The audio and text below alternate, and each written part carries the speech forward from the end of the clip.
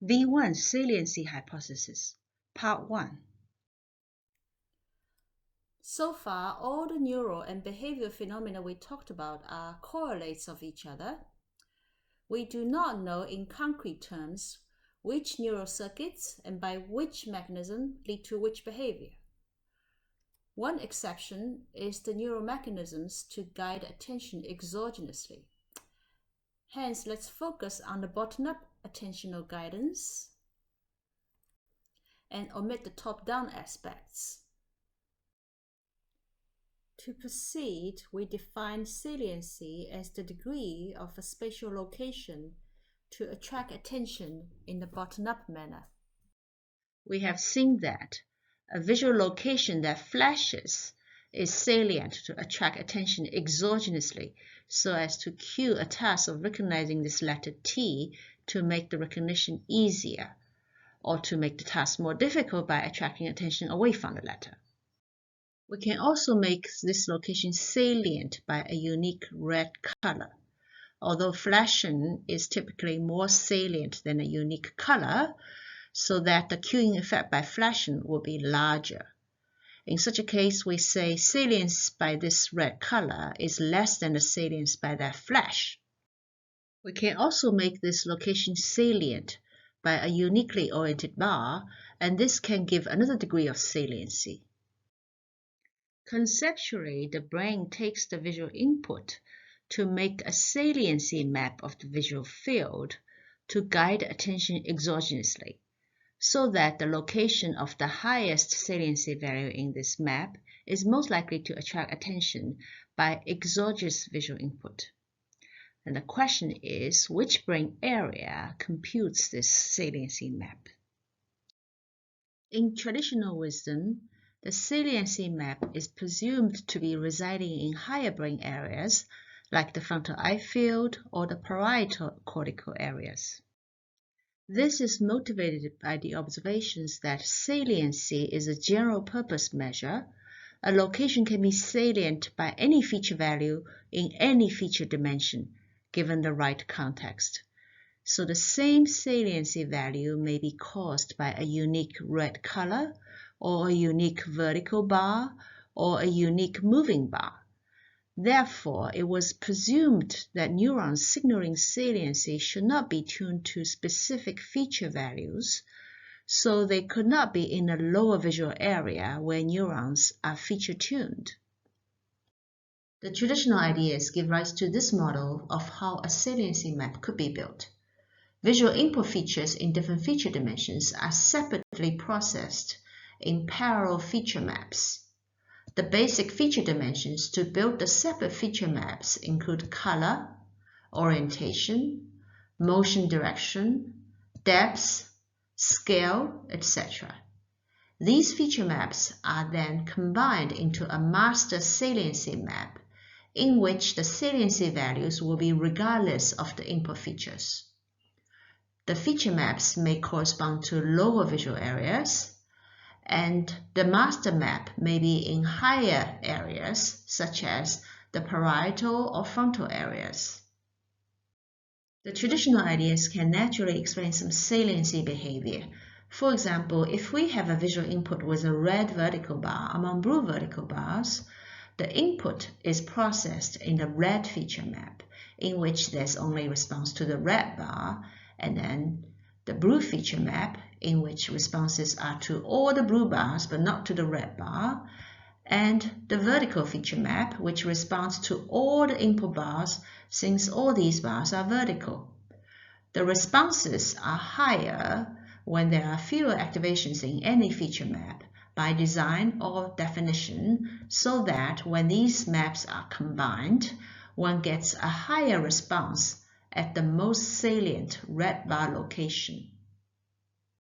In another example, this image contains a unique red vertical bar among red horizontal bars and blue vertical bars. This unique red vertical bar is not salient, even though it is unique in its conjunction of a red color feature and a vertical orientation feature, since in the four feature maps activated, the red map, the blue map, the vertical map, and the horizontal map, each input bar activates two feature maps, and the unique conjunction does not evoke higher responses in separate feature maps nor in the master map. Hence, this unique conjunction is not salient. But what about V1? We already know that V1 provides the major input to the superficial layers of the superior colliculus. And also, why have attentional selection by higher cortical areas when we can do it earlier in V1? More importantly, the traditional ideas of having separate feature maps before making a master saliency map lead to some predictions that do not agree with data. So let's examine the proposal that the saliency map is created in V1. And this map is proposed to be equal to the map of highest V1 responses to individual locations. So for example, let's say that this vertical bar evokes 10 spikes per second of response in a V1 neuron, while this horizontal bar evokes only 3 spikes per second in another neuron. And these responses are all the highest responses to various visual locations. Then, in this map, the location for this highest response is the most salient. This map is then read out, perhaps by the superior colliculus, to select the most salient location. More precisely, let Rx as the highest response in V1 to visual location X. Let Bx as the bit for exogenous visual selection at visual location X. This is a neural quantity, this is a behavioral quantity, and the proposal is that they are equal to each other. This means that neural activities are universal currencies to bit for visual selection, and the rest of the field of the most active V1 cell is selected.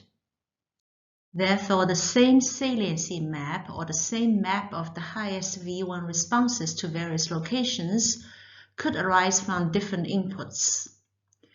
And this firing rate value could be caused by the vertical bar here by a V1 neuron tuned to and responding to vertical orientation, or by the red bar here by another V1 neuron tuned to and responding to the red color, or by the moving bar here by yet a third V1 neuron tuned to and responding to this moving direction. And these three V1 neurons share the same rest of the field location. Their firing rates could be the same, responding to different inputs, and only their firing rates matter for computing the saliency map. This cartoon uses the auction shop metaphor to illustrate the situation. This auction shop has this slogan: "Attention auctioned here, no discrimination between your feature preferences, only spikes count." And this auctioneer is perhaps the superior colliculus. It does not need to recognize features, but can count the firing rates or the bids for attention. So here are the three bidders, which are three V1 neurons. This neuron bids one spike and it's tuned to rightward motion, and this neuron bids 3 spikes and is tuned to red color, and this neuron bids 2 spikes and is tuned to this particular tilt. Yeah, and this neuron gives the highest bid, so its rest of the field should win the attentional spotlight. Compared to the traditional ideas, the V1 saliency map does not require separate feature maps. Visual inputs are processed by V1, and the firing rates are directly used as bits for attentional selection.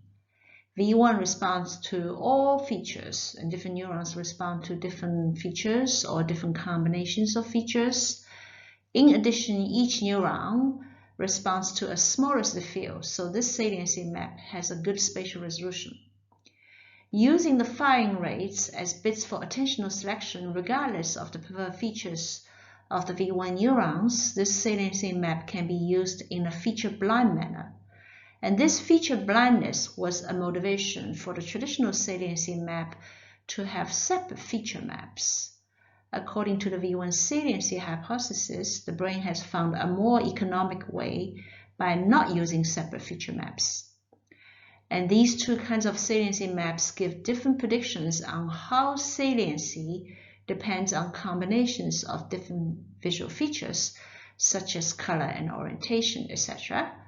And we can compare these predictions with experimental data, and later we'll show that the V1 saliency map is a better match to reality. V1's neural circuit transformed the retina inputs to the V1 firing rate map to highlight the salient locations, and this image visualizes a small patch of the retinotopic V1 surface. Neurons having similar residual field locations and preferring similar orientations are clustered together, and this different patch of surface color with different colors are used to visualize the preferred orientations of the underlying neurons. For example, this patch, the blue patch, means the underlying cluster of V1 neurons prefer vertical orientation, and a red patch means the underlying cluster of neurons prefer horizontal orientation. Superposed on this colored V1 surface is an image of a V1 neuron drawn in black ink. Its cell body is here in a blue patch, so this neuron prefers vertical orientation. It sends axon collaterals to other cortical locations, mostly to nearby blue patches. This means that it interacts with nearby neurons, also preferring vertical orientation. A dominant interaction in V1 is the like-to-like suppression between V1 neurons, so that nearby V1 neurons tuned to the same or similar orientations suppress each other. Therefore, these horizontal bars, they evoke responses from V1 neurons tuned to horizontal orientation, and these neurons suppress each other. So the neuron responses to horizontal bars are low. Meanwhile, this unique vertical bar invokes response in a V1 neuron that prefers vertical orientation. So this neuron escapes the like-to-like suppression from the V1 neurons, preferring responding to the horizontal bars, and therefore its response is not suppressed and relatively higher.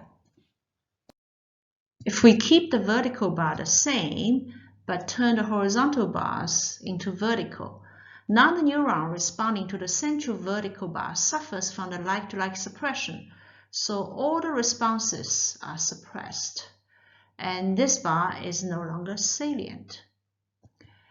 If the surrounding bars are removed, there's no suppression, and it is by default the most salient location. And these like-to-like suppressions have been observed for decades, and we call them iso-feature suppression. And when the feature is orientation, it is called iso-orientation suppression. A V1 neuron's response to inputs within its residual field depends on the contextual inputs outside the residual field. This contextual input dependency is a nuisance to the concept of classical residual fields, but for the V1 saliency map, this is just what's needed for the computation. With color feature, iso-feature suppression becomes iso-color suppression, so a unique color can also be salient for the same reason. Analogously, we have iso-motion direction suppression, so a unique motion direction is also salient. All these iso-feature suppressions have been observed in V1.